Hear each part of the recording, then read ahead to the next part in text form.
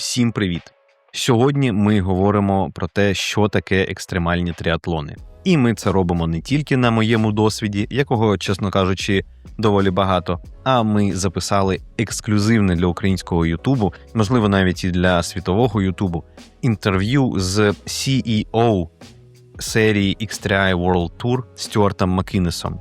Якщо ви не знаєте, що це за серія така, то в неї входить такий маленький старт, який називається Norseman, який, власне, є чемпіонатом світу з екстремального триатлону.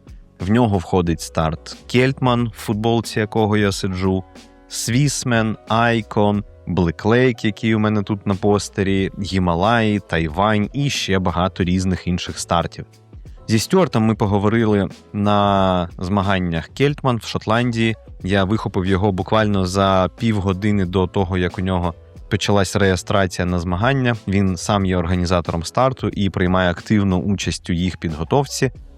Ми з ним поговорили про те, що таке екстремальний тріатлон, як його організувати, який, власне, тріатлон можна вважати екстремальним. Я знаю, що багатьом буде цікаво почути відповідь на це питання.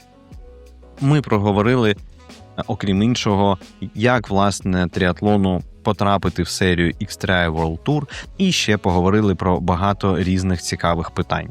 Інтерв'ю ми записували англійською, і тому, якщо ви хочете слухати його англійською, оригінальна доріжка буде і на Ютубі, а якщо ви хочете слухати його українською в дубляжі, то ми з моїм товаришем Богданом підготували для вас дубляж. Стюарта озвучую я, Богдан озвучує мене. Буде трошки незвично, але вийшло класно. Якщо ж вам не подобається слухати дубляж, послухайте англійською. У Стюарта класна англійська мова, тим паче, що він шотландець. І деякі речі, мені здається, будуть цікавіше саме в оригіналі. Ну, не буду довго тягти горця за волинку, як колись казав Влад з каналу «Однією правою». І давайте перейдемо вже, власне, до інтерв'ю. Буде цікаво. До речі, мене звати Дмитро Шаров, це подкаст «Олімпійський резерв». Погнали. Hi, Stuart. Glad that you have some time for me in this, like, rush hours and so on. You have the registration in half an hour, so we will be I know, you're taking short. all my time here. Yes. Okay, so first question. You're an organizer of the Celtman. Yes. Of right. the both races. One of them, yes. Yeah. How you invented this race? What was the idea? We invented this race after visiting Norseman. I was there in 2010 as a filmmaker, actually. And the team I was with became really good friends. We had a good rapport with the Norwegians. Mm-hmm. And we also at that time organised events in Scotland through the business that I ran. We did trail running events and cyclocross and some triathlon. Uh-huh. And we saw Norseman as being something we could replicate in Scotland. That was the idea. We thought this concept would work so well in Scotland. Yeah. That's where the genesis came from. And we did it in collaboration with Norseman, so that's where it started. Okay. So you participated in Norseman? No, I didn't. I was filming it. Oh, you was filming it. Yes. Nice. And have you ever did Don't some ask me sports? that question. No, I'm not answering that question. Okay. I've never done a triathlon. Okay. So I'm famous for that fact. Okay. And the other guys who organize this Celtman, are they familiar with Yes, sport? John he's been in triathlon his whole life. Paul is an adventure racer and done all sorts of other sports as well. And I've been a mountain biker in the past. So we're not old fat men, but we're getting there. Okay. How long Celtman is being held here? This is the 13th year. 13th year. Yeah. And the solo 0.5? This is the fourth time we've done the solo. Fourth. Yeah, and this year, of course, it's the World Championship. Yeah. And we will be there. Yeah. Okay. So how does the race changed through the years? It really just evolves. We haven't changed the concept at all. We've evolved it to improve it. So sometimes we might move a transition area, or we'll improve the road flow or the signage or the route. We've changed the route a little bit a few times. Mm-hmm. But really, it's just it's all done to evolve and to improve the race. Okay. We haven't done anything dramatically different over the years. Okay. People in Schildag, does they like the race? We believe so. We believe we have a lot of local support. Because we're starting at 3 a.m. Yes, a we lot do. of noise. We bang drums and we pull people out of the water at 3 a.m. But they're used to us. We've been coming here for so long. And we have a very good relationship with the local community. That's always been important for this race. Okay. Always. And one like statistical question. How many times the mountain was closed? That is a good question, which I'd have to look at the notes. Not every year, and sometimes we close it during the race. So some people have up and some people not. Like this year. Like this year. And it's really down to the nature of the weather because it can be dangerous up there. In fact, it is often dangerous up there. So we have to be very cautious about that. We don't like to close it unless it's absolutely necessary, though. Okay. We want people to go over that mountain because it's so nice. It's so beautiful up there. Okay. One more question regarding Celtman, and then we'll go to other stuff. Cool. In the mandatory kit, you need to carry compass. Yes. How many people know how to use this compass? Well, nowadays, probably not so many. We will be evolving these rules because we know that people bring compasses and they've never taken them out of the packet before. That's clear. But the fact is, if you have a compass on the hill, if the mist comes down and it becomes invisible and you can't see where you're going, you need to be able to use the map and compass to take a bearing. If they don't know how to use it, they'll probably figure it out pretty quickly. But there's also so many other teams up there, and we have mountain rescue on the hill and our own staff, and they can help them do that if necessary. Okay. As yet, we've never had conditions where that's been required, but it's something that should be in the safety kit. So, okay, next question. You're the CEO of the XTRI World Tour. What does it mean? That means that I oversee the entire tour. So I liaise with all of the different organising teams. So Celtman is one team, but we also have another 13 teams around the world running the same concept, the same style of race. And I liaise with them all the time. We make sure that we keep them on board. They're part of the qualification system, part of the point system. We maintain their course design. We work with them on marketing. And we're actually like a nice little family. So we make sure we maintain the quality and the standards and the safety across the entire tour. Okay. And you're the CEO, and who is like owning the XTRI World Tour? XTRI World Tour is owned by Norseman, Celtman and Swisseman, which were the original 3 XTRI races. And they are the owners of XTRI World Tour. Okay. And what does it mean? So they decide how the all other races will be held? Or Yeah, I mean, we maintain a level of standards, and that's really my job to do that. I mean, the owners are just the shareholders. They're not really involved in the day-to-day running of the business. So it's really my job to make sure that we maintain those standards, yes. Okay. And just keep growing the sport and bringing in new athletes. We have all sorts of concepts. You know most of them. You see what we do. Yeah. Of course, yeah. And like, who decided to change the rules and make the XTRI points and not the wild cards for Norseman? Like? Тут треба зробити відступ і розповісти, власне, як відбувається відбір на Norseman та відбувається відбір на інші старти. Адже не на всі старти серії XTRI можна просто взяти і купити слот. Отже, Norseman – це як чемпіонат світу з екстремального тріатлону, і раніше для відбору на Norseman у тебе було кілька можливостей. Перша, ти міг бути швидким і зайняти перше або друге місце на одному зі стартів серії. Також на стартах цієї серії розігрувались так звані вайлдкарди серед тих, хто приймав участь у старті. Тобто просто на фініші учасники виймали з шапки номер і казали, що «О, чувак, ти тепер можеш поїхати на Norseman». Іншою схемою була лотерея. Всі вільні місця, які були не зайняті людьми, які відібрались на Norseman, були розіграні в лотерею. Щороку туди подавалась дуже велика кількість учасників. Участь в лотереї коштувала 10 євро, ці гроші не повертались, якщо ти не виграв, а якщо ти виграв, то вони зараховувались у вартість слоту. І отже, дуже багата кількість людей приймала участь, а місць на Norseman всього 270. Хоча цього року я дивлюсь старт-ліст, і там 284 учасника. Тобто все-таки кількість учасників трошечки варіюється. І це пояснюється тим, що у організаторів є право надати вайлдкарту за своїм розсудом. Тобто, якщо ви, наприклад, професійний атлет, ви можете сказати, я хочу прийняти участь у Norseman, і вам дадуть вайлдкарт. Призових нема, але, власне, участь тобі забезпечить. З іншими стартами було трошки легше.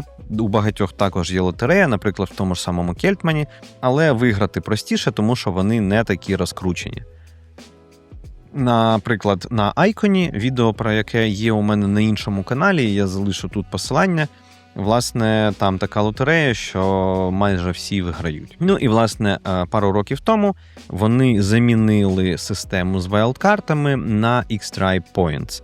Тобто ти отримуєш очки за кожен старт, і, власне, накоплюючи ці очки, ти можеш проскочити лотерею. Наприклад, я купив слот на Norseman, у мене не було кваліфікаційного слота, я не виграв лотерею, але у мене було достатньо очок, і я просто списав їх зі свого балансу і купив. Звісно, що це теж модель заробляння грошей, тому що очки можна докупити.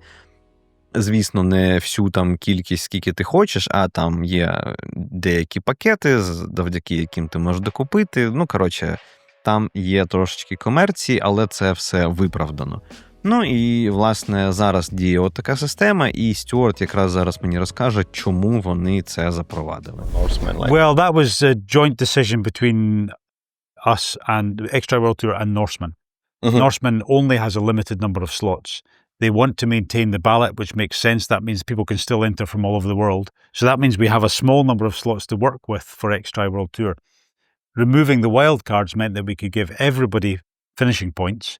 And then even now, after a few years of running the points, it's still quite easy to get enough points to go to Norseman by just doing 2 races. I got. Yeah. You got it. So that's a really good way of doing that and making it fair for people. Otherwise, one person gets the wild card and then everybody else is left out. There's 250 people who are left out.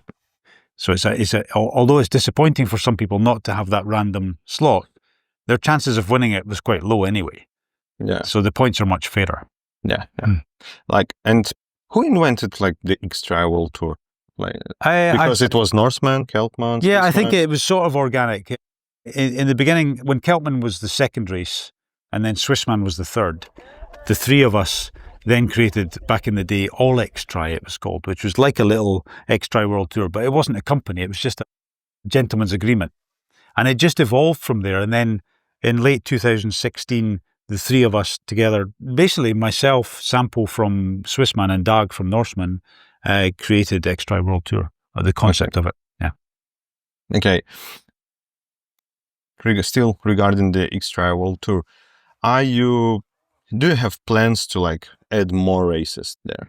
Yeah, we have a limited number of races for capacity because we're working on the Norseman slot system. So we can't have hundreds of races because there's not enough slots. But we do have the Solo Point 5 races, which you see, and you see how successful that is now, this weekend being completely full. And they're expanding. We're adding more and more of them. They're not limited by anything. There's no Norseman connection there. There's no point. There's no qualification overload. So we can have lots and lots of races around the world. And we're also now introducing gravel this year as well. Yes, the gravel race. Yeah. It's interesting. Yeah. I hope to have the gravel bike to participate in it. But not this year, probably. No, we can lend you one. You're the devil. Like, and you have the fresh incomer this year, this Australia race. Yes. How you decided to get them? Australian Alpine Ascent is what it's called. We're an existing race in Australia. And we knew about them. And this year we became in contact and decided that it would make sense to bring them in because we don't have a race in that part of the world. Taiwan we have, but nothing else down there. And it really fits our format perfectly. They had to change the course slightly to make it a little bit longer so that it was more within our parameters. But that's why.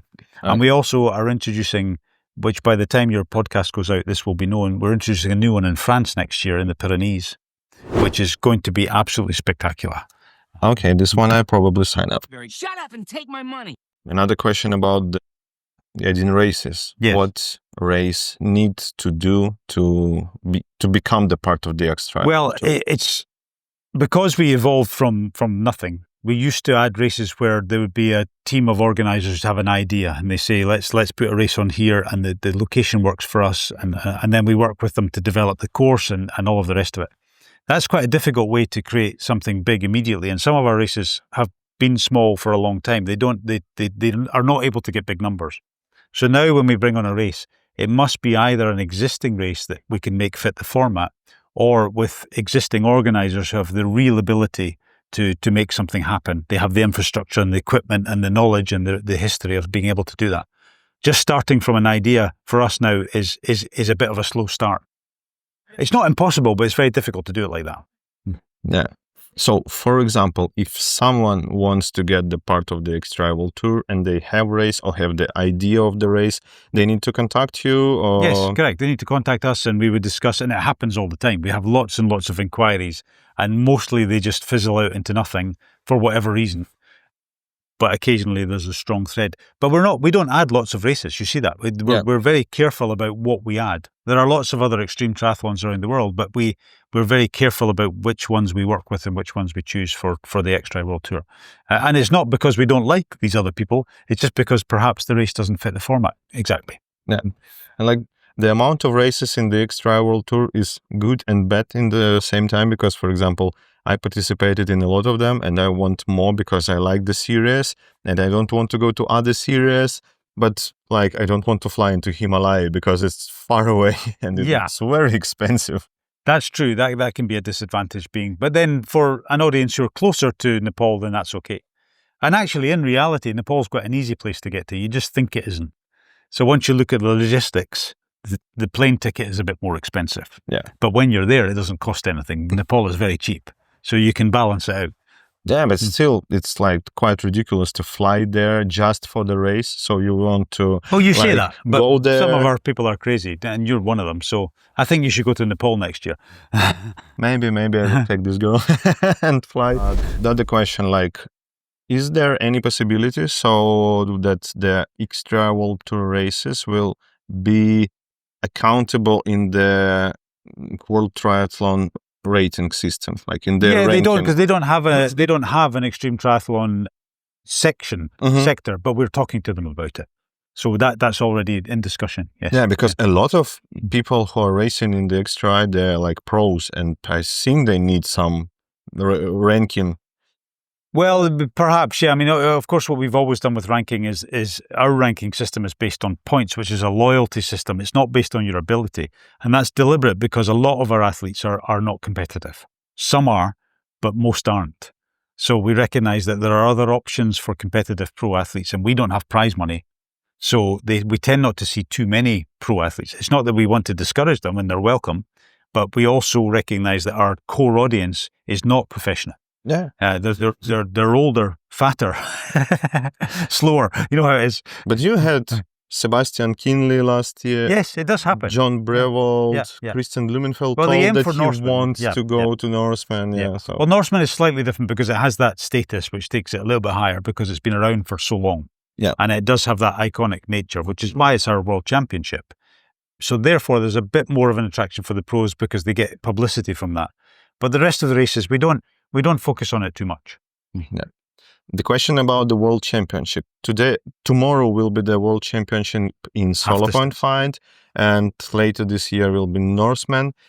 I'm participating in both of them, but I was not qualified. I just bought the slots. How then, like everything else in XTRI, like with the Norseman lottery, you can enter and win and be the world champion. So that avenue is there. You can qualify, which gets you to bypass the lottery and that kind of stuff. But there's still always the possibility that a wild card can turn up, enter the race and win it and become the world champion. And we think that's a really good system because it doesn't mean that you have to be elitist at all. If you know you're good enough, you can go and win it. And everybody else who qualified just has to smile at you and congratulate you. The dream could become true. Okay. Talking about Norseman and other XTRI stuff, we can't get to the point. What makes the triathlon extreme one? For example, what I'm talking about, Kona is extreme race. Absolutely. Yeah, it's hilly. It's windy. It's hot. Hot as hell, and so on. So, what's the difference between XTRI race and Ironman? It usually involves mountains. I think that's what we see. I mean, of course, there are many elements that you can claim as extreme: cold water, jellyfish, terrible weather, high mountains, long distances, headwinds. All of that stuff can happen in another race, but maybe they have one or two elements. We can give you all. So our races they're also in very remote places. So there's that part of it. It's difficult to get there. That creates an extra logistical element. You have to be able to plan. You have to be able to have a support crew, work with them. All of that makes the race more and more challenging, more and more difficult. Needs more pre-planning. and that makes it more extreme as well. But it's really about the nature of the nature does it. Yeah. You're running in Celtman, you're in bog, you're in mountains, you're in rocks, you're in all sorts of stuff. You wouldn't have that in Ironman. You run on asphalt. Yeah. Normally. But on the Norseman, it's a lot of asphalt. Yes, and that's because Norseman was designed before we developed the concept. So Norseman is an extreme triathlon, and probably if it was designed now, we would try and put more of the run on a trail. But that's the course. That's the Norseman course, because it was the very first one before the concept evolved a little bit. Yeah. But it's still extreme, and you still have to go up that big mountain at the end. So, Okay. And with the support crew, why you decided that each race should have the support crew? based on the original Norseman format as well. And there are many arguments against it. We understand that, the car congestion, the potential for pollution, all that kind of stuff.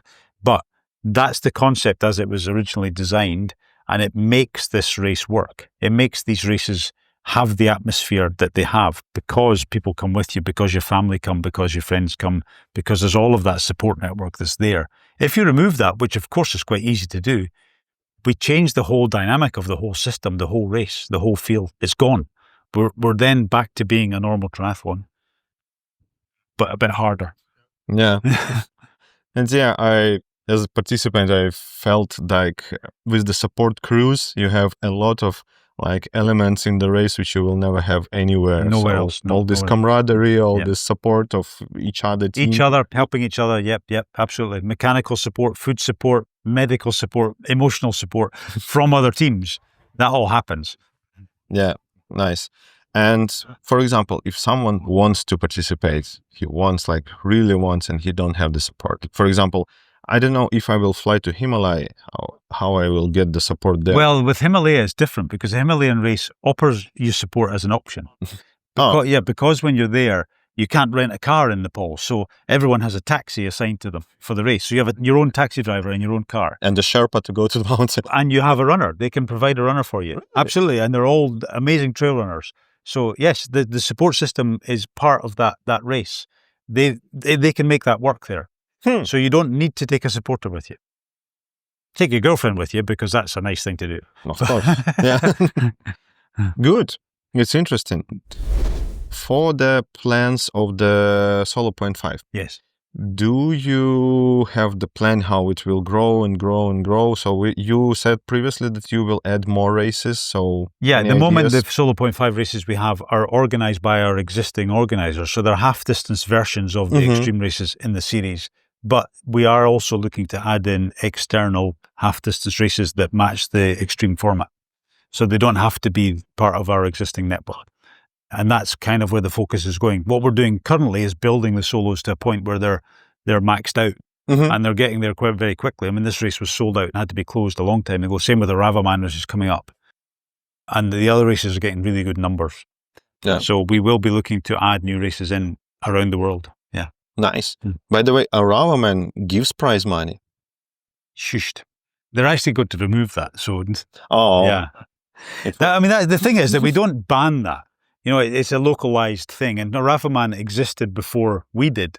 So they have history and we don't interfere in that because it keeps it local and unique. But they are changing the structure. So, yeah. Okay, I see. Good. Probably I want to ask you also some questions about Swisseman, because about Norseman I will probably ask you in Norway this year later. Okay. And about Swisseman, this is your own race, how you invented it? Because I now live in Sweden and I thought, well, we need a race in Sweden. So I know how to do it. Let's have a race in Sweden. That's where Swisseman came from, essentially. Nuts and bolts. And we knew that there's a big demand in Norway because of Norseman. So actually, most of our Swedish race competitors are from Norway. It's about 60%. Yeah. And the Swisseman is marvelous race because you have this waterfall, you have location is amazing. The location is perfect. It's worked out really well. 99% trail running, huge waterfall. And the bike is not so hard. It's not the hardest bike we have. It's very like Celtman. Like Celtman, It's yeah. rolling. It's still 2,000 meters across the course and it's a bit longer. It's 205k. But that's what we have to work with. And that's the thing about these races. You have to use what's available. There are no other roads there. So those are the roads we have to use. Yeah. And by the way, about the Celtman. Yes. After Celtman, you always have this famous Celtman party. Yes. Why we don't have it in the other races? Why there is no because they're famous they're not Norseman Scottish. party? Well, they're not Scottish. It's cultural, isn't it? That works here because that's a traditional party that we have in Scotland. That's called a Cayley, and these have existed for a long, long time. So that's where that comes from. And tomorrow night, we have an even more crazy one for the solo. Sheep shred. in an old sheep shed. Yeah. But that's just part of the culture. I mean, of course, the other races do social things, and some of them may expand into doing these parties, but you can't have a Scottish Cayley in Norway because it's not in Scotland. So that's why. Okay, great. And probably the last question. Tell me about some funny episode from Celtman. Not from this year, maybe from. What are the funny? years. Because our funny stories are usually a little bit rude, so that's usually how it works with the. I like the episode from the last year when you were setting the transition. This was an old man who was with this stick removing chickens from the transition. Yeah. We had some chickens or cocks. There were a load of cocks in transition for most of the day. Yeah, so maybe some. Well, I mean, we always have some strange anecdotes, but one that is probably deeply inappropriate but very funny was in the first year of Celtman. One guy had got caught short on the course. Short by, he means he needed the toilet. And he was seen by one of our motorcycle marshals with his tri-suit round his ankles in the aero position, still wearing his helmet. That's side nice. on. That's nice. Okay. Thank you. So it was nice to talk to you. Yeah, excellent. Have a great race as an organizer. On the other side, yeah. We've got things to do, but yeah. And you have a great race as an athlete. Thanks a lot. I promise not to run you over. You too. We'll see. Okay, thank you, Stuart. All right.